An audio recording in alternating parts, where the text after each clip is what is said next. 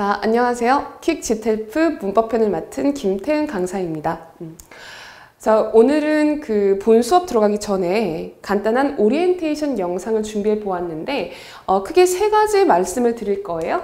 첫 번째는 GTELF 시험의 소개와 어떤 강점을 가지고 있는지, 그러니까 여러 가지 영어 자격 시험들 중에서 GTELF가 수험생 여러분에게 어떤 메리트를 가지고 있는지 이거 간단하게 설명해 드릴 거고, 그리고 두 번째는 제가 이렇게 세 가지 섹션 중에서 문법 파트를 맡고 있는 만큼 GTELF 문법이 여러분한테 어떤 범위를 요구하고 있는지, GTELF 영어 시험 문법에서는 여러분이 어떤 것을 알고 있어야 조금 이렇게 고득점 할 수 있는지 그거 좀 범위, 출제 포인트 범위 잡아드릴 거고, 자, 마지막으로는 이제 본 수업이 이제 6강에 걸쳐 진행이 되게 될 텐데 본 수업이 어떤 식으로 진행이 되는지 이 세 가지 좀 설명을 드려보도록 하겠습니다.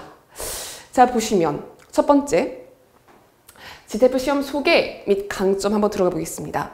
이 GTELF 시험의 가장 좀 강점 중에 하나가 이 세 가지 영역 중에서 제가 맡은 문법 영역이 이 출제 범위 그리고 유형이 굉장히 좀 좁고 간단해요.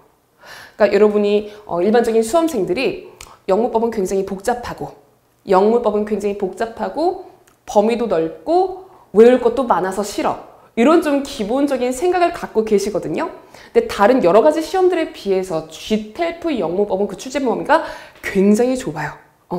그리고 그 좁은 것도 어려운 것들 위주로 좁은 게 아니라 여러분이 크게 부담 없이 공부할 수 있는 것들 위주로 좁습니다.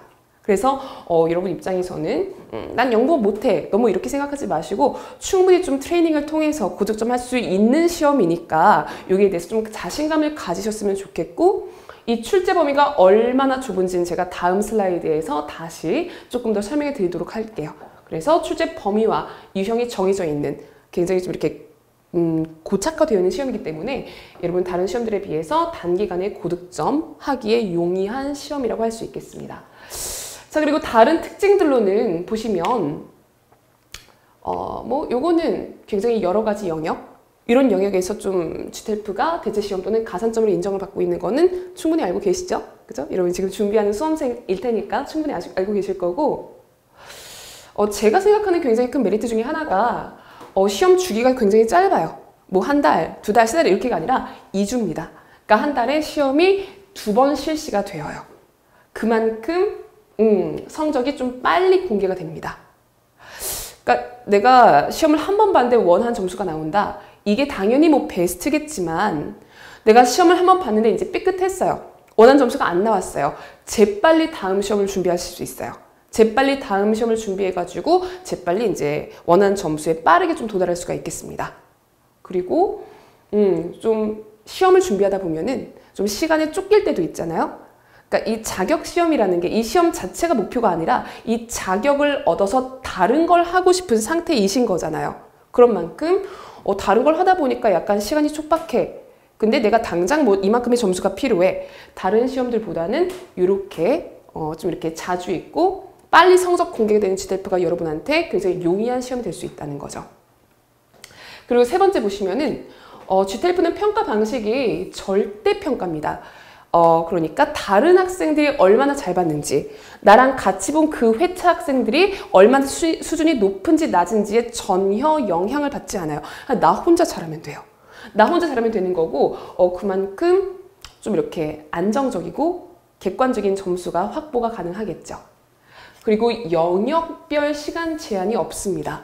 뭐 이때부터 이때까지는 뭐 이 파트, 이때부터 이때까지는 이 파트, 이게 아니라 그냥 여러분이 스스로 이제 시간을 분배해가지고 그 90분이라 그랬죠? 90분을 이제 분배해서 쓸 수가 있어요. 그러니까 이게 여러분한테 어떤 의미를 가질 거냐면, 내가 자신이 있는 영역에서는 좀 스피디하게 답을 찍고 넘어가고, 그만큼 내가 좀 취약한 영역이 있을 거 아니에요? 거기에다가 충분한 시간을 투자할 수 있습니다. 그러니까 아무래도 이렇게 뭐 시험이다 보니까 시험에 쫓긴 건 당연한데 내가 마음대로 이제 자의적으로 시간 분배를 할 수 있다는 이런 메리트가 좀 이제 존재하는 시험이에요.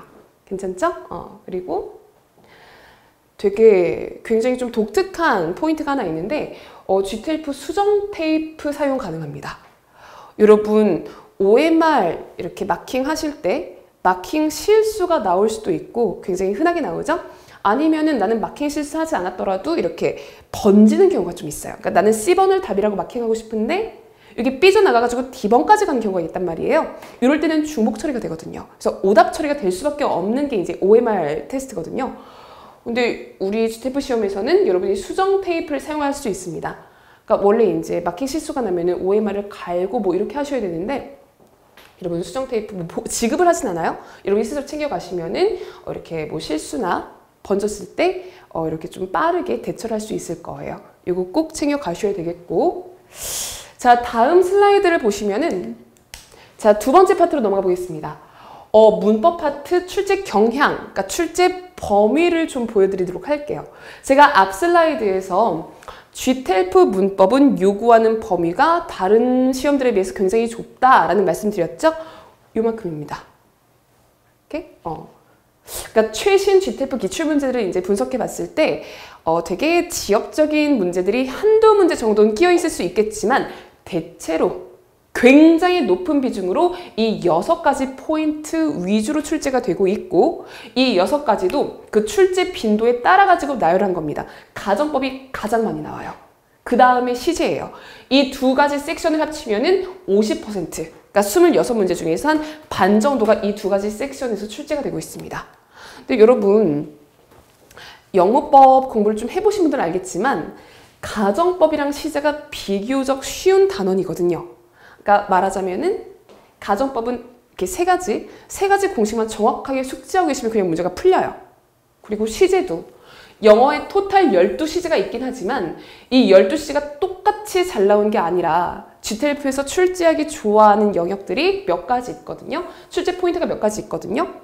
그래서 가정법이랑 시제 위주로 좀 공부를 하셔도 이렇게 반 정도는 그냥 안전하게 먹고 갈 수가 있는 거예요. 수험생 입장에서는 굉장히 큰 메리트죠. 그리고 나머지 출제 포인트를 보셔도 크게 여러분이 이제 수험생들이 크게 부담스러워하는 포인트는 절대로 아니에요. 조동사 내지는 주, 요, 명제, 공식 내지는 부정사와 동명사의 구분 내지는 관계사. 그러니까 여러분한테 설명을 했을 때 여러분이 빨리빨리 흡수하는 단원들 위주로 구성이 되어 있습니다. 분사라든가 내지는 도치라든가 여러분이 굉장히 부담스러워하는 이런 포인트들 있죠? 아예 출제 자체가 전혀 안 되고 있어요. 오케이? 그러니까 이게 되게 출제 범위가 아무리 좁아도 좀 어려운 것들 위주로 두면 굉장히 부담스러울 텐데 그렇지 않으니까 좀 자신감을 가지고 공부를 시작해보자 라는 취지로 이 출제 경향, 출제 포인트 간단하게 보여드렸습니다. 굉장히 할만해요. 제가 강사를 그런 게 아니라 정말로 굉장히 할만합니다. 오케이? 자, 마지막으로 우리 본 수업 진행 방식 설명해 드리고 이제 오리엔테이션 마치도록 할 텐데 여러분 이제 교재를 보시면 알겠지만 문법 실전 모의고사, 그러니까 실제 유형과 난이도의 실전 모의고사를 3회분 제가 설명을 해 드릴 거예요. 근데 이걸 갖다가 3강이 아니라 아까 말씀드렸던 것처럼 6강에 의해서 6강에 걸쳐서 진행이 된다 그랬죠? 네. 그러니까 한 회분을 이렇게 13문제 나눠가지고 이렇게 2강에 걸쳐가지고 설명을 해드려요. 그리고 이제 그 설명이 어떻게 들어가냐면 첫 번째, 문제마다 첫 번째 출제 포인트 파악해드립니다. 여러분 이게 생각보다 굉장히 중요해요.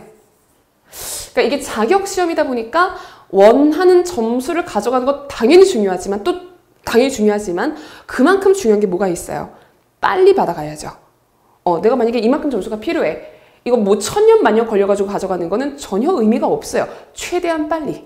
남들보다 빨리. 이게 이제 자격시험을 준비하는 여러분의 이제 마음일 거란 말이에요. 근데 내가 이제 공부를 했는데 바로 점수가 안 나와.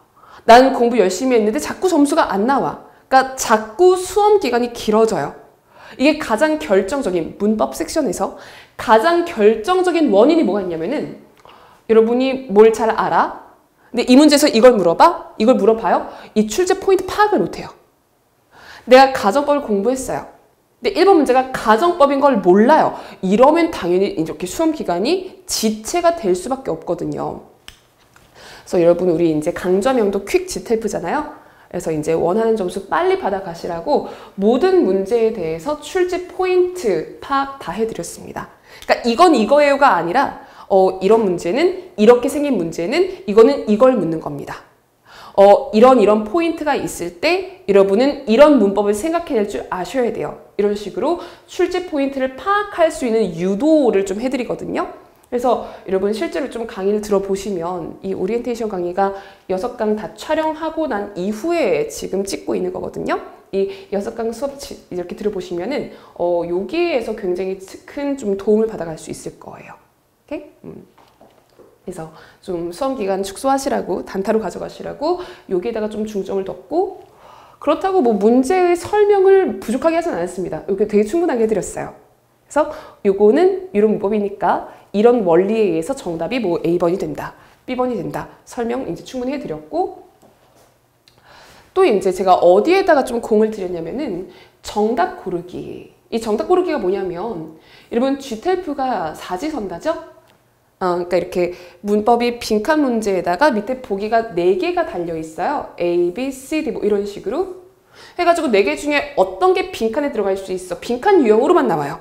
이 4개 중에 어떤 게 빈칸에 들어가야 돼? 이걸 묻는 것이 GTLF 문법 문제인데 D번이 왜 정답인지 당연히 설명해 드립니다.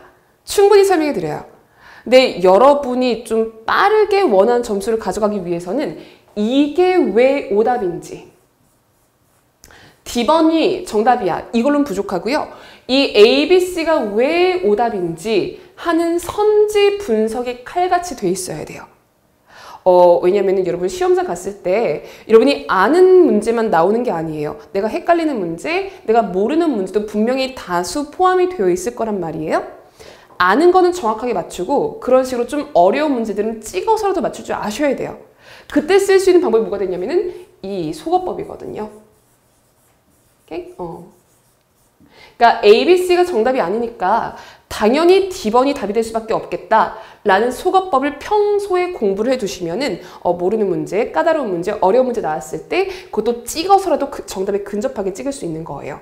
하면 당연히 원하는 점수가 나오면서 수험 기간은 줄어들 수밖에 없겠죠. 해설 당연히 충분하게 많이 들어가 있습니다. 그런데 이게 아무래도 퀵 GTLF다 보니까 이 두 가지 조금 더 신경을 써가지고 설명해 드렸으니까 본 수업에서 충분히 활용을 하셔야 될 것 같아요. 괜찮죠? 자, 그리고 뭐 이건 당연한 이야기겠지만 마지막은 당연한 이야기겠지만 나는 영문법 하나도 몰라. 나는 학교 다닐 때도 고등학교 때도 영어 공부 안 했고 그 다음에도 이제 영어 공부 한 번도 해본 적 없어. 이런 학생들은 당연히 수업 못 들어요. 못 듣는다는 게 들어도 이해가 전혀 안 될 겁니다. 대신에 GTLF 대비용도 괜찮고요. 되게 이제 우리가 여러 가지 주변에 여러 가지 이제 영어 시험들이 있죠. 뭐 수능이 될 수가 있을 거고, 뭐 공무원 시험 준비가 될 수도 있을 거고요. 경찰 시험이 될 수도 있을 거고, 다 기본적으로 영문법 공부를 할 수밖에 없는 구조거든요. 어떤 시험 대비용이더라도 여러분이 수험 영문법을 좀 숙지한 학생들이라면, 그러니까 숙지라는 거는 기본적인 내용 이해에다가 좀 필수적인 암기를 하신 분들이라면은 문제 자체도 크게 어렵지 않고요. 거기에 대한 설명을 충분히 해드리기 때문에 어렵지 않게 잘 따라올 수 있는 정도의 수준의 난이도의 그런 수업입니다. 그래서 당연히 뭐 문제를 먼저 풀어보셔야 돼요. 이거를 나는 해설 강의를 들으면서 문제를 풀어야지. 이거는 굉장히 좀 비효율적인 공부 방식이고요. 먼저 이제 문제를 푸셔서 채점을 하신 다음에 내가 만약에 영어를 좀 못한다. 모든 문제에 대한 해설을 집중해서 들으세요. 아니면은 반면에 난 영어에 좀 자신 있다. 내가 맞춘 문제 말고 내가 좀 이렇게 틀린 문제 위주로 집중해가지고 해설을 좀 들어보세요. 그렇게 수업 들으시면은 이 3회분 해설 강의가 끝난 다음에는 어느 정도 이렇게 풀면 되겠구나 라는 계획이나 설계가 좀 설 겁니다. 그것이 제가 이 6강 수업을 진행한 어떤 강의 목표라고 볼 수 있어요. 괜찮죠? 자, 그래서 여러분 이 오리엔테이션 영상을 지금 보고 계시다면 본 수업 들어가기 이전에, 그러니까 본격적으로 수업 듣기 이전에 굉장히 좀 의욕이 가득 차 있는 그런 상태이실 텐데 지금 그 약간 초심, 처음에 시작하는 그 막 자신감 요거 잃지 마시고 수업 잘 완강하셔서 빠르게 실수하지 않고 원하는 점수 가져갈 수 있기를 바라겠습니다. 해서 오리엔테이션 이렇게 마치고 본 수업에서 뵙도록 하겠습니다. 감사합니다.